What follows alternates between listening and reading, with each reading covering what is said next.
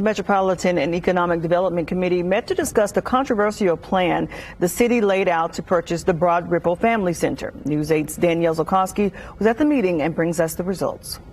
The proposal to use funding from the Midtown Tax Increment Finance District to help fund the purchase of the Broad Ripple Family Center received a due-pass recommendation in committee and will head to the full council next week. This proposal received pushback from Midtown community leaders who say this Tax Increment Finance District, or a TIF, was created to be community-driven. We did not know anything about this up until the very 11th hour, and we plead back to the city the fact that to find some other means of providing more of an equitable distribution of the TIF funds. Community leaders say this TIF district was created to help funnel some of the money collected from projects in Broad Ripple into other underfunded areas of Midtown. There is concern this will dry up most of the resources since there are only 14 years left. It's very disappointing that the city has had 4 years to come up with a funding source and only weeks beforehand decides to drain a fund that was thoughtfully created by people sitting in this room. A city spokesperson sent a statement to News 8 saying, in part, the choice to support the purchase of the Broad Ripple Parks Family Center is a measure of fiscal responsibility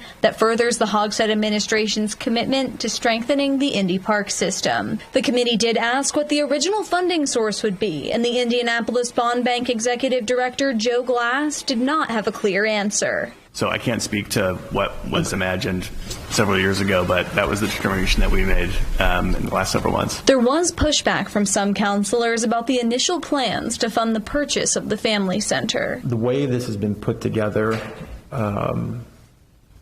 just seems pretty ridiculous, that a better plan wasn't already in place.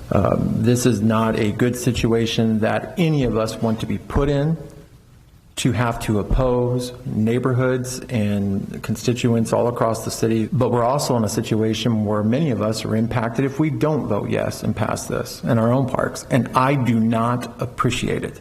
Ultimately, this proposal received a unanimous do-pass recommendation. The full council will meet on December the 4th at 7 p.m. in the City County building. I'm Danielle Zulkowski for Wish TV, wishtv.com, and like us on Facebook.